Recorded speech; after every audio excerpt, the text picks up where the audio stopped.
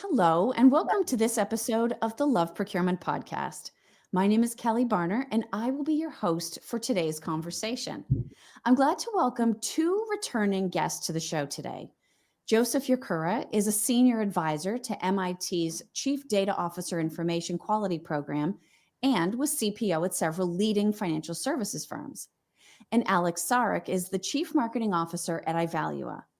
Today, the three of us are going to discuss the latest topics and opportunities related to data, including how to ensure it supports rather than hinders your AI strategy. So, Alex and Joe, thank you both so much for being with me. Our pleasure. Okay. Thanks for having us. Absolutely. So, one of the things that we were chatting about in our prep session is that the topic of data may not be the sexiest one out there, but it's absolutely essential for everything procurement wants to accomplish, especially as part of digital programs. Joe, if I ask you to get us started off, can you make the case for why procurement needs to invest more in data, even if, as I've just said, it's not necessarily the sexiest primary topic out there? Absolutely. Well, again, thank you for inviting me. Sure. Yes, the data is absolutely critical. Supply chain organizations, as other functions and companies, are starting to use generative agents and AI tools and all kinds of great technology, and the technology works exceptionally well. The problem is that the data that the technology either takes in or consumes or is trained on. And so what we found is that most of the data strategies that exist are very limited in most corporations, but they need to be more robust. Data is the building block for, if you look at how the progression data goes to information, that's the collection and visualization, if you will, of the data. And then it goes to knowledge.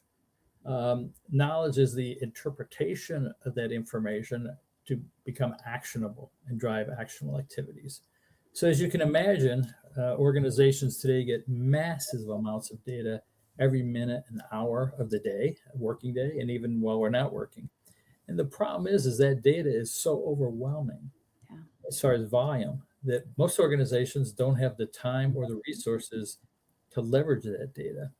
And it needs to be cleaned, it needs to be organized, it needs to be labeled, etc.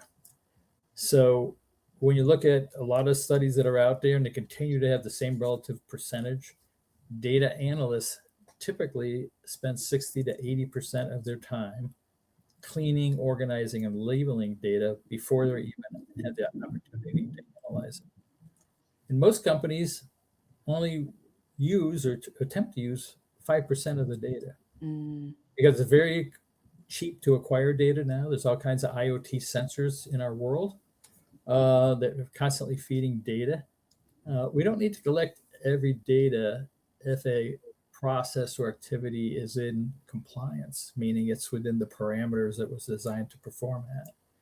But yet, most organizations create all this massive data. What we need to do is have a data strategy that says, what data do we need? How often do we need it? What format should it be in? Identifying the relevance of that data to the decision being made. Do we have anything that shows the lineage of that data? Is that raw data, or is it a summary of a summary of a summary that was put together a year ago for a different purpose? So all these companies, when you see now, and the reports are all pretty consistent, they're attempting to use generative agents and other technology, and they work fine in pilots, but when they go to make them operational, they usually back away because the technology's worked, but the data that it's building its decision on has significant weaknesses or errors relative to the decision-making process. So we need to clean up the data first. Yeah. And as you stated earlier, it's not an exciting task. No one wants to sit there and use whatever tools they have available to them to clean, organize, and label data. They'd rather be about creating, nice charts and graphs and dials that move and all kinds of things. But it's absolutely required that we clean up the data, and that starts with data governance. So we'll talk about that maybe later on during our discussion. Yeah. Well, and it is interesting, Alex, because procurement has talked about data for a very long time, but I think the newer conversations around AI have sort of changed our perspective on that.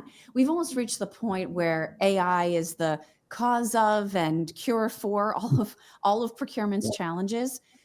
How do you think AI is changing either procurement's need for a specific type of clean data, or maybe even solve some of the data quality challenges that we've had? Yeah, I think there's a lot of misperception here, and some of it's being fueled by vendor marketing. To be honest, too, kind of pretending that you slap AI on a shaky foundation and it magically will find everything out. But AI is not smarter than people, or not yet, at least. If you can't make sense of it, AI is very likely not going to, and it has other problems.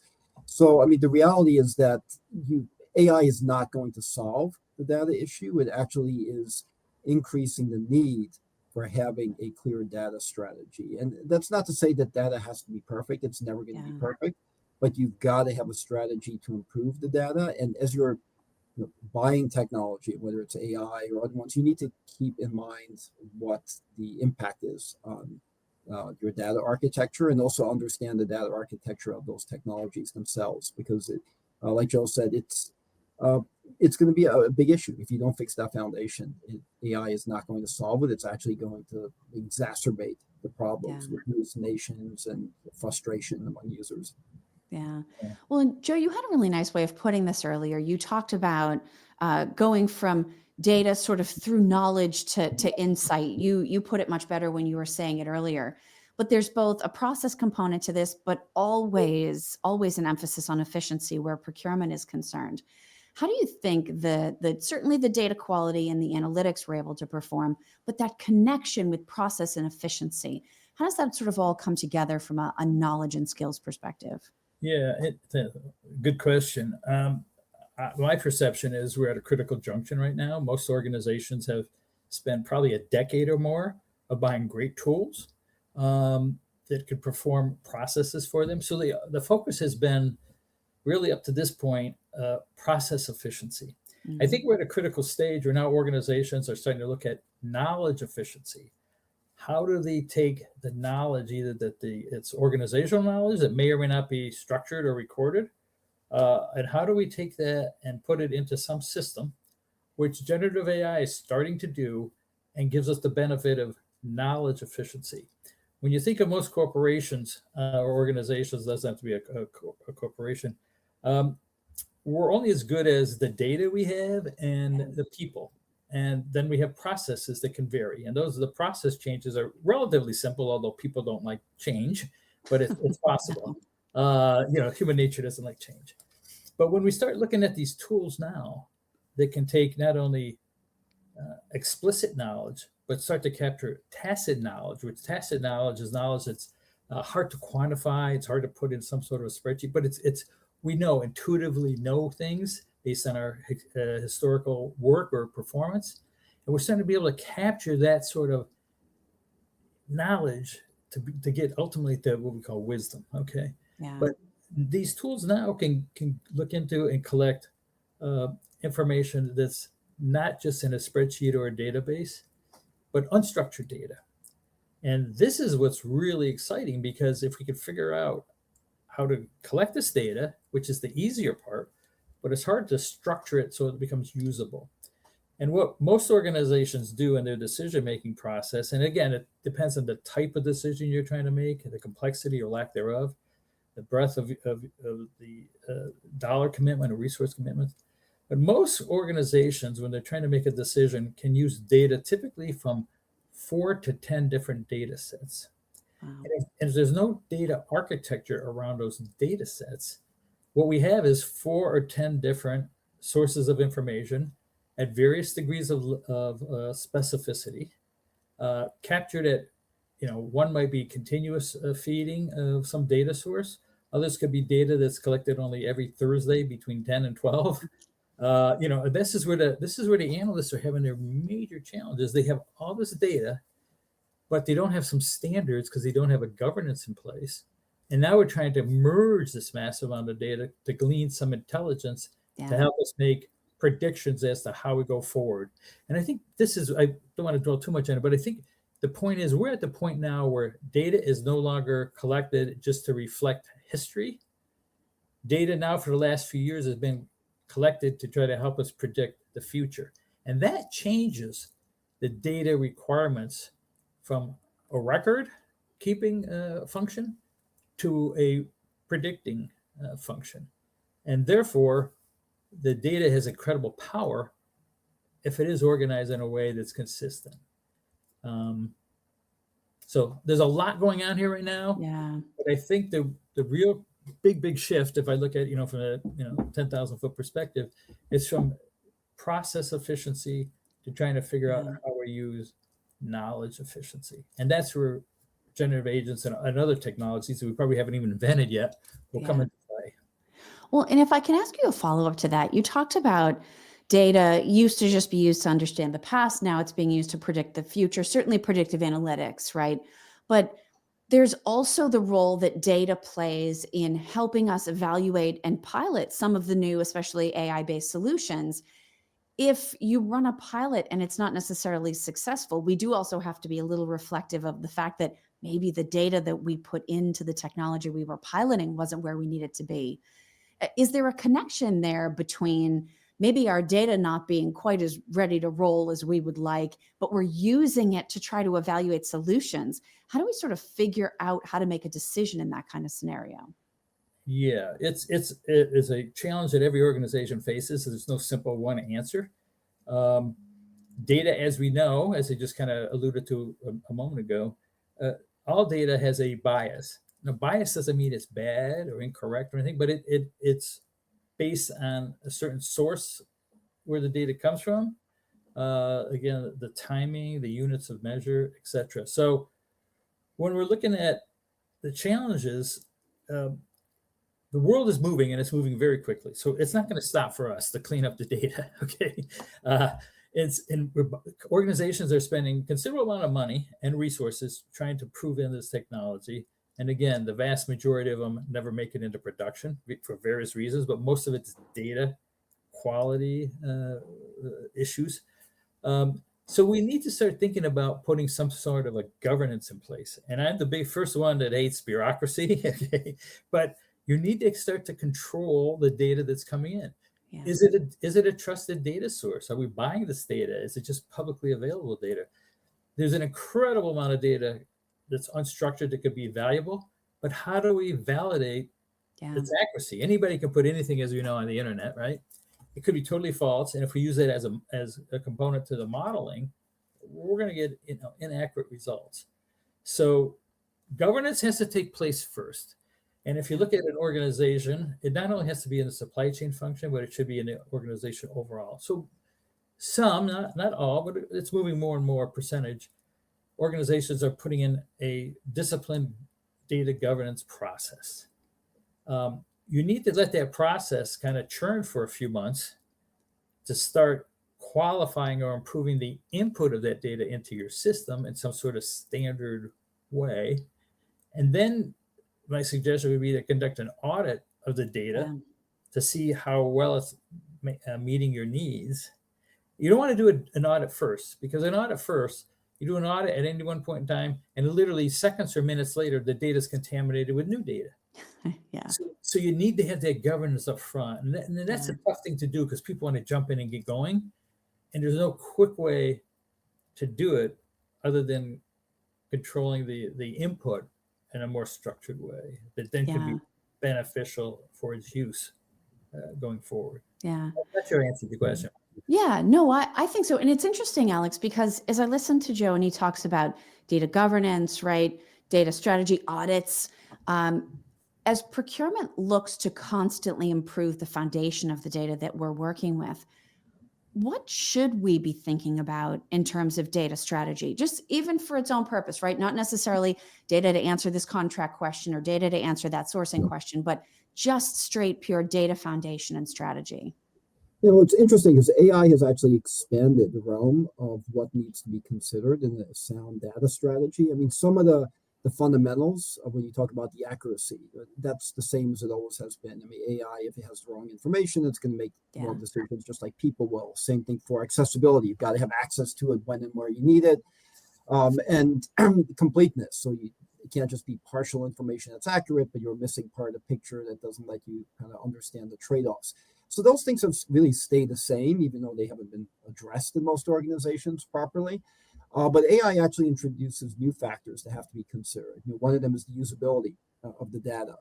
That's why you see a lot of companies looking to like re-architect or making acquisitions around metadata, which is basically data about data. It tells you how to use the data. And models need that if they're going to effectively leverage all the information and make sense of it accurately. So that's become an important consideration. And security is not a new topic. It's always been important. But now it's not just about security against a hack. So there are new factors that have to be considered as well. But I mean, ultimately, it's doable and it's well worth it. But you just need to make sure you're considering all these factors. Yeah. Yeah, Alex brings up a lot of good points here.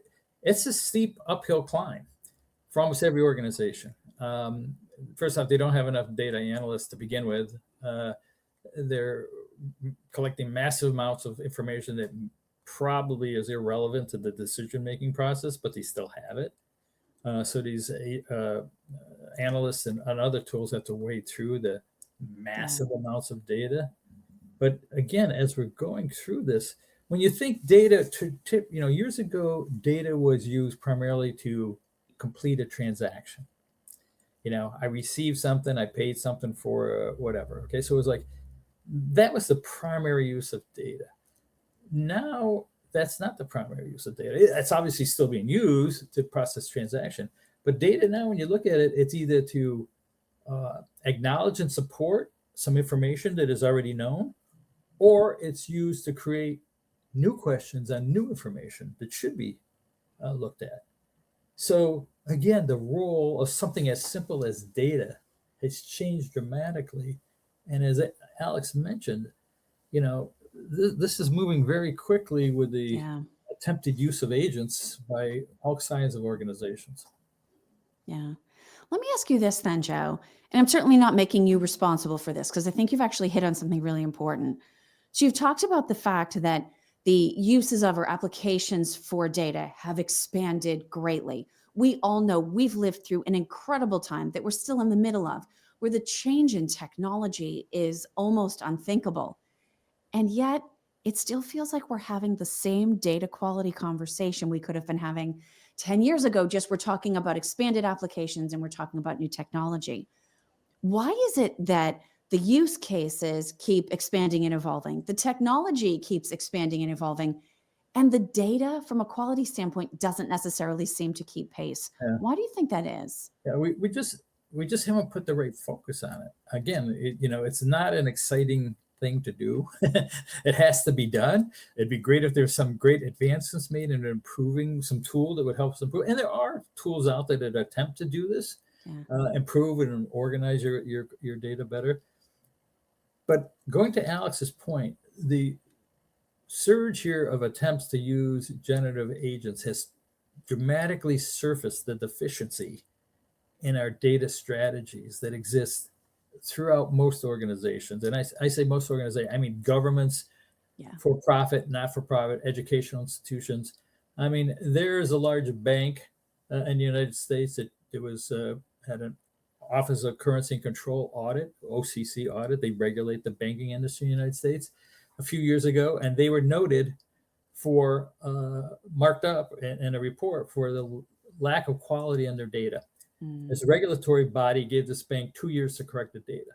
2 years later, the regulatory body came back to that same bank, said that they had failed to meet the data requirements, and fined them over $100 million. Wow. So this stuff is real. In the UK, there's a regulatory body that has to approve the federal budget annually for the UK government, and they get input from all kinds of regional government agencies. Last year was the first year that they failed to sign off on that budget due to the failure of the quality of the data that the regional governments presented. So this is starting to become real, not just a theoretical discussion.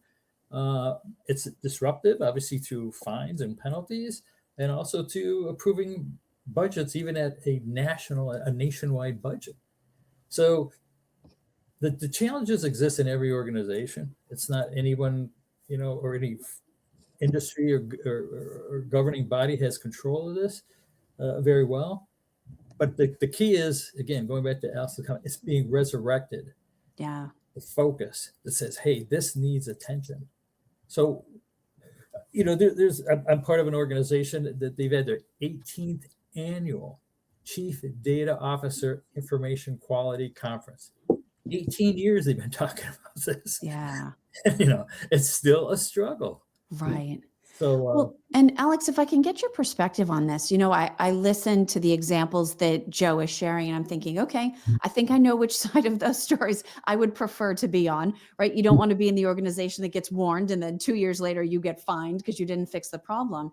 I do think this is something that, even if it's not right at the top of the list, it's something that most executives are very aware of, whether it's through informal conversations that you and your team are having with CPOs, or I know Ivalua also has some surveying and research that you do in this area.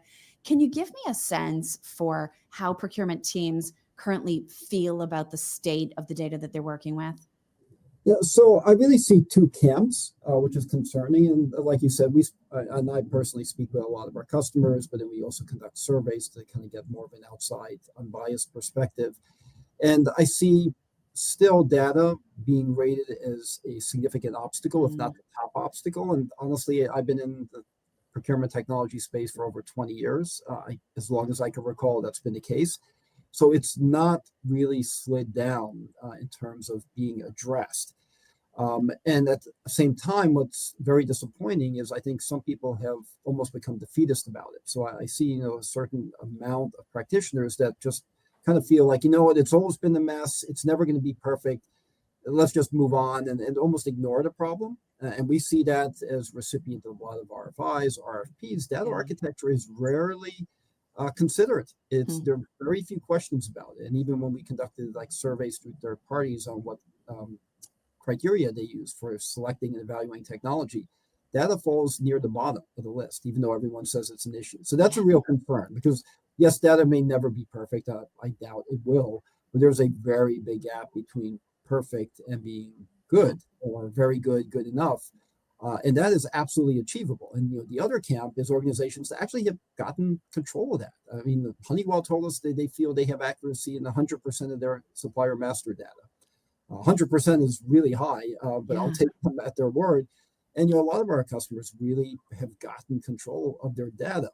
But somehow the word's not getting out that this is actually very possible, and maybe people view it as IT's problem, or it's too technical for them.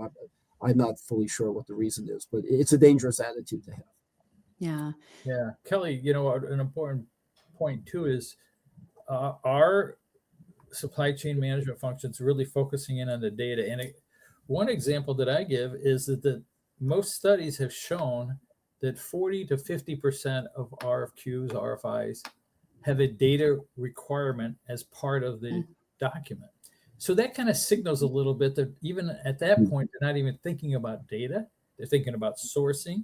What happens is most companies or organizations do a great job, the supply chain and due diligence, and they put all these controls in place, financial controls, quantitative controls.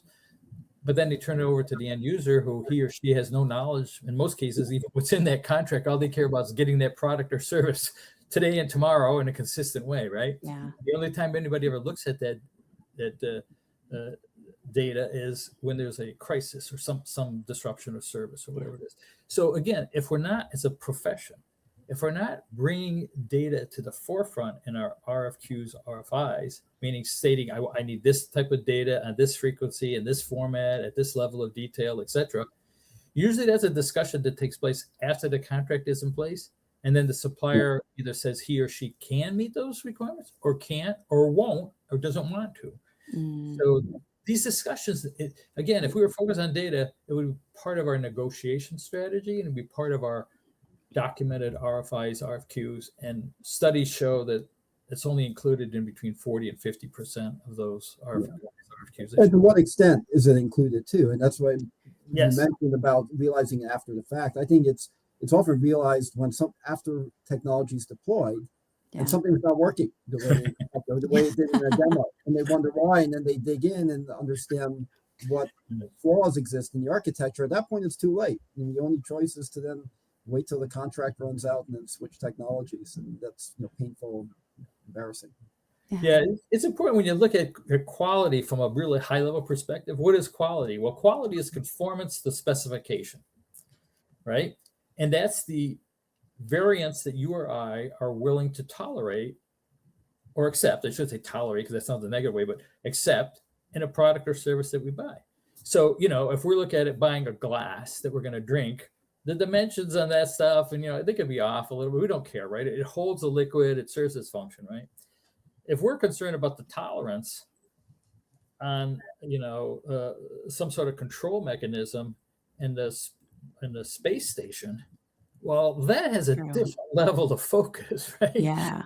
And we, so again, some cases we need very sophisticated data. And I want to reinforce Alice's point. You'll never, ever have perfect data. It just can't happen. It's just too massive, right? But, as we move through, we need a certain level of data to make a certain level of decisions. So if they're a tactical decision, meaning, do I need to add a second shift next week to my production line? That's not that strategic. I mean, there's a cost to it if we make a wrong decision or whatever, but it's not earth-shattering. Other data that we're going to release a new product that's going to cost us hundreds of millions of dollars, if not more, or we're going to build a new facility somewhere in the world. The data to make that level of decision has to be high. It has to be broad. We probably have massive amount of data sets that we're going to use to make that type of decision. So data is relevant. The data quality is relevant to the decision being undertaken and what our acceptance is of variance in that product or service that we receive. Yeah. Well, and maybe as a way of starting to pull all of this together, Alex, I'll start with you, but then Joe, I'll ask you the same question. Is there a best practice you've seen or a piece of advice with regards to certainly data quality for its own sake, but then certainly in terms of how it can be applied and used directly and through technology? Is there sort of an actionable piece of advice that you want to leave people with? Alex, you talked about Honeywell and 100% around supplier data. I'm sure you've heard about other like really amazing success stories like that one. What would be an actionable piece of advice or best practice that you'd like to leave people thinking about? Yeah, probably the one thing that I'd recommend as a real best practice is to partner closely with IT rather than viewing them as a gatekeeper on your technology evaluation process, but actually partner with them because they have a deeper understanding typically of what's involved with data. And what we see with the customers that we work with that are most successful, which ironically are often the most complex environments. I mean, Honeywell is an example, dozens of ERPs around the world, or Unified, Whirlpool's another one. There are tons of these. It's because they work closely with IT. And we're really starting to emphasize that more. And even like our Ivalua Now conference, the first keynote speaker I secured, who I actually reached out to, was a CIO, because I actually think IT needs to be in the conversation more. So we want to get the CIO's perspective on AI and data. So that would be one thing that I would recommend everyone do. Yeah. Joe, same question to you. Best practice piece of advice. What's sort of an actionable takeaway you want to leave people with? Yeah, no, I agree with Alex 100%. We have to have these other functions that we were dependent on involved in the decision-making process. The other thing that I would recommend, independent of that comment, would be to seriously engage the training of your employees on data literacy. What I mean by that is, how do you train them how to use data, how to interpret the data, how to speak with data? Because until they understand the value proposition that data could bring to their jobs or their tasks, it will always be a second or third tier priority.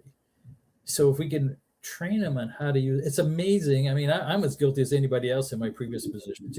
People would come and meet and present things, and I would take it for face value that they did all this review of the data and they know the sources.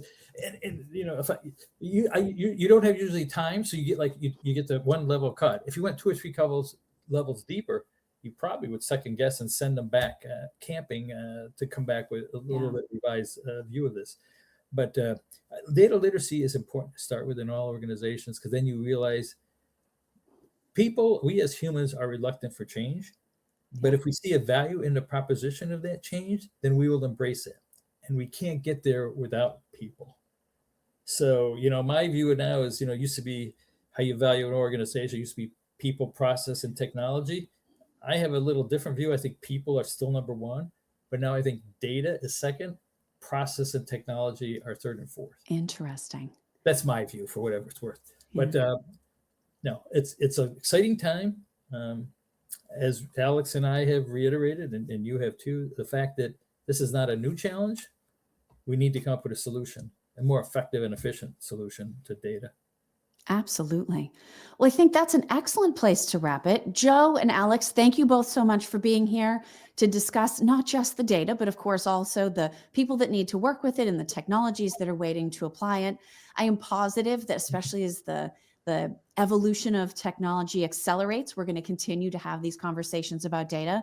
So definitely appreciate both your sort of concrete pieces of advice, but then also some of those philosophical things that we got into around data as well. Well, thanks, Kelly. Thank you for the opportunity. Thank you both so much. Have a great day.